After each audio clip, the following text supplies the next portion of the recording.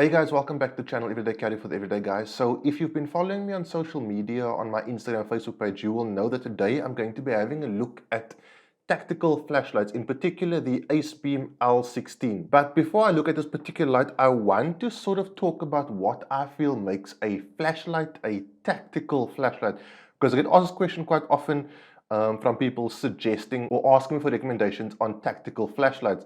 Now, whenever I do get a mail from someone saying, can you please recommend a tactical flashlight to me, I kind of ask them, what are they going to be using it for? Are they law enforcement? Are they a paramedic? Are they a member of the fire department, NSRI, whatever the case may be? Because all these things will mean that your light or your flashlight needs to have certain requirements in order to give you a tactical advantage in the type of work you do. But there are certain baseline things that I consider a tactical flashlight has to have in order to carry the coveted tactical tag. Let's talk about tactical flashlights, and I'm going to be referencing the Acebeam that I'm reviewing today as an example because it has all the features I'm talking about, so it's a kind of a good review slash example of what I feel a tactical flashlight should have. So first and foremost, the first feature I look for in a tactical flashlight is a tail switch. So the reason a tail switch is important to me is because it's always going to be in the same place regardless of the orientation of your flashlight. Now, I know a lot of people who say, I've had my particular light for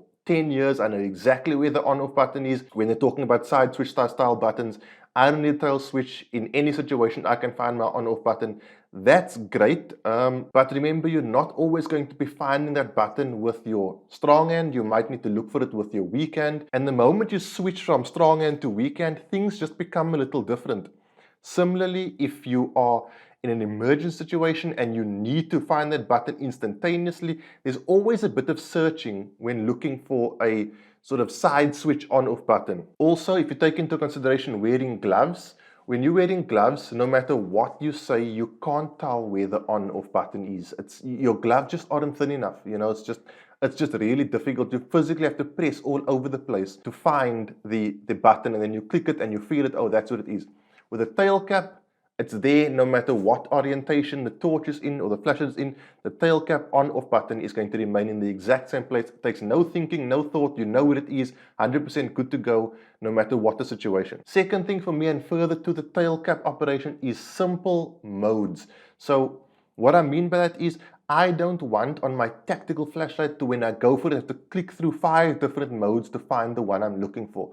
More often than not, a tactical flashlight will have 1 or 2 modes which are easily locatable via the tail cap switch, often by a soft press or a hard press to go through your modes, that kind of thing. It's got to be also a plunger style switch. You don't want to flick something up or left or right, because if you have to flick it upwards, because if it's a switch you have to flick upwards and the torch is rotated in your hand, well, now you've got to flick it downwards, and now you've got to sort of fiddle with that a bit in the dark, in a ISO situation. You might hear someone breaking into your house and feet running towards you, and you're trying to figure out where the on-off button is. That's not what you want in a tactical flashlight. So tail cap operation and simple tail cap operation. The most tactical things are often the most simple solutions to problems. So that's the second thing I look for. And remember guys, everything here is an opinion, nothing is a recommendation. These are things I think make a tactical flashlight tactical. And then lastly, solid construction. Okay, it's got to be something like aircraft grade aluminium. It's got to be waterproof. It's got to be able to take a reasonable beating and keep on going. If you put this on your duty vest, it's going to knock up against things. It's going to get roughed up. You know, it's going to get rained on. If you are a paramedic, you could get oil, blood, whatever the case may be on this thing. So it's got to be able to take a reasonably good beating and keep on going. That for me are the top 3 things. Tail cap operation, simple operation, and ruggedness is what you're looking for in a tactical flashlight.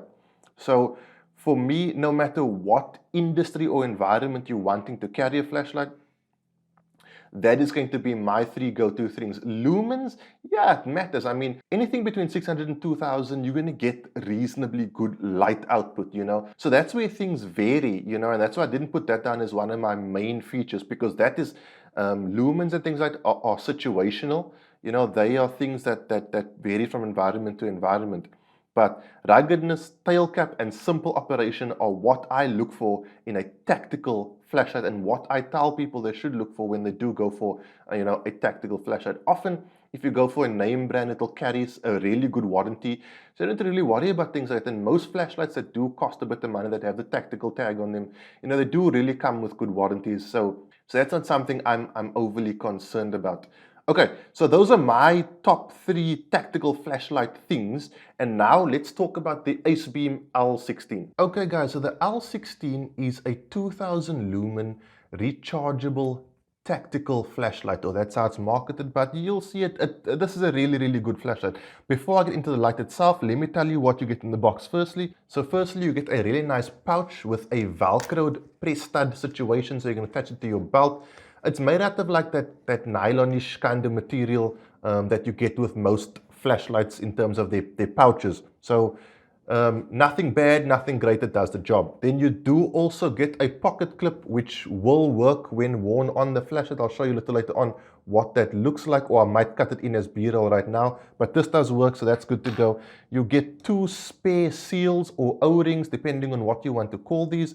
Really thick. These are like 2.5mm thick, which is thicker than the normal O-rings. You get a credit card style warranty card from Acebeam, which is really cool, nice and solid. You obviously get your USB rechargeable cable, a really robust lanyard, and then quite cool, a spare tail cap, which is an exact replica of the one that comes on the flashlight. It's like this rubberized material. Thought it's cool that they gave you one as spare, and then obviously the manual as well. So the Acebeam L16 flashlight, this light is actually quite surprising because there is a lot more to it than meets the eye. So first, let's talk about the materials used. So it's aircraft grade aluminium with a type 3 hard anodized anti-abrasive finish. It really feels nice. It's almost as if, I don't know how to describe it, like it feels like the metal is smoother than ordinary tools. I don't know how best to describe it. It's just got a really nice weighted grippy texture in the hand. It's got this knurling situation over here, and each one of those diamonds is cut exactly like each one of the other one to the absolute T. The craftsmanship of this, even the swirl on the tail, is just absolutely beautiful. It's a really wonderful marvel of torch engineering. I'm very impressed with what Acebeam have done here, and it kind of took me by surprise. When I took it out of the box, I was like, wow, that feels really great. So look and feel on this guy is absolutely excellent. It is IPX rated, comes with an 18650 rechargeable Acebeam branded battery, and it's just a really well put together package. That is construction. Let me take you through the modes. So what I'm doing is I'm going to ignore the tail cap for a second. This light has a tail cap operation switch as well as a side switch, and I kind of look at it this way. Tail cap is for tactical, side switch is for utilitarian. So let's start off with a side switch, okay? You've technically got 5 modes, right?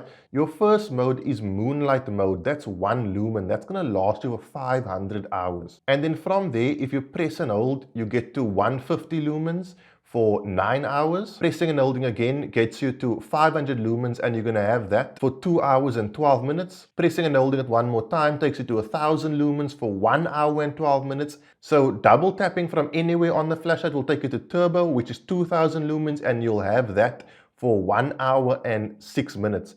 Now when I put it off, it goes back to the previous non-turbo setting. So I was on 1000 lumens. When I put it back on, it goes back to 1000 lumens.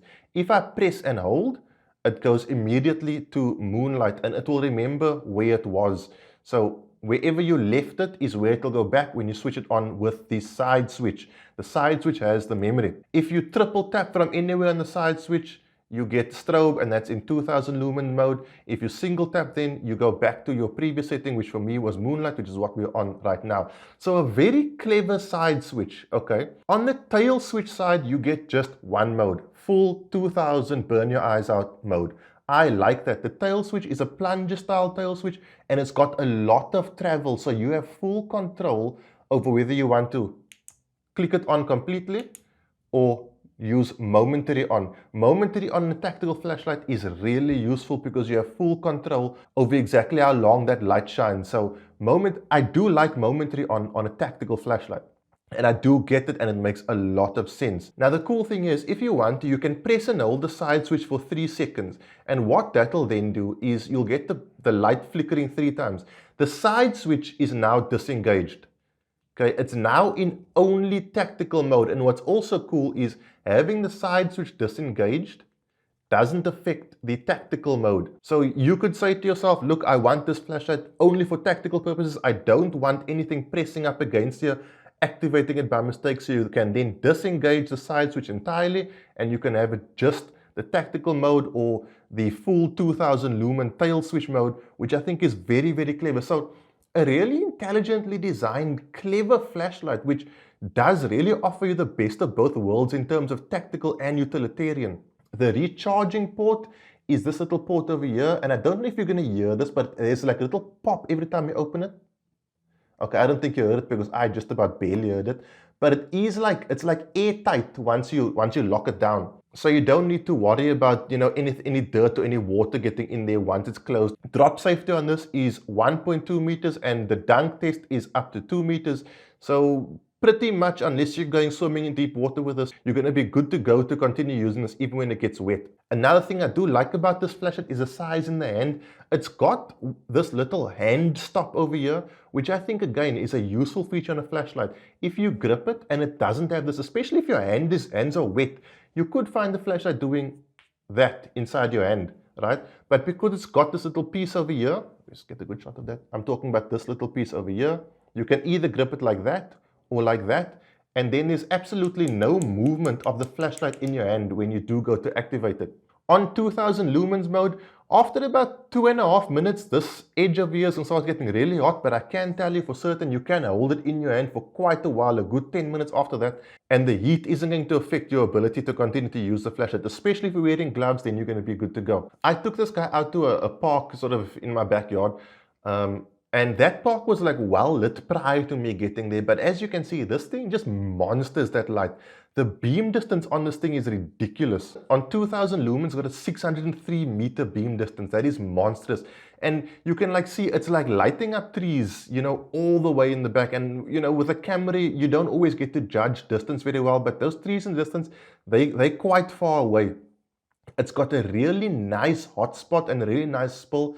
So you do get both a flood and direct light onto whatever you're sort of pointing at. Very impressed with what Acebeam have managed to pull off here. This guy in South Africa goes for $1,500, and you know, it's a really, really nice tactical and utilitarian flashlight. Now, I know the question everyone's going to ask is, how does this compare to the OLED Warrior X? I'm not going to do a comparison. However, I can tell you the OLED Warrior X will be on the channel next week. So if you are thinking of buying this or the OLED Warrior, no worries, check out the channel next week and I'll do my OLED Warrior review and you can decide for yourself. But from what I've seen, I'm very, very impressed with what Acebeam have to offer. I do want to say a massive thanks to the guys at Futurama, especially Scout, for sending me this to review. I've had a ton of fun with it. It's a really, really good light. One other thing, while you are charging it, there's a little red light. I don't know if you can see it over there. It's a little red LED. Well, it's actually not red, but it's red when you're charging and green when it's finished charged. So that's how you know you are good to go. And that is it, an ultra quick review of a flashlight that just does everything it says in the box and does it well. No frills, no fuss, tactical flashlight, does what it says, also has utilitarian capabilities, and I love that lockout capability where you can lock this button so that even if you press it, it doesn't function, so you only have the tactical operation. If you want to unlock it again, by the way, just press and hold for 3 seconds, the light will flicker 3 times, and it is now good to go again. So guys, that is it for the review. Like I said, quick, no frills, no fuss, to the point, much like this flashlight. Stay tuned. Next week is the OLED Warrior X review, another tactical flashlight of note. So we're going to be having a closer look at that. I really appreciate you guys taking the time to check out the video. If you like what you see, don't forget to subscribe. On Tuesday this week, or the Tuesday after the release of this video, I'm going to release the details of the Benchmade / Blades and Triggers competition, where I'm going to give away some Benchmade and Blades and Triggers gear. So check that out Tuesday at 6. Until then, guys, have a good week, have a good weekend. I'll see you guys soon for another review. Cheers, God bless.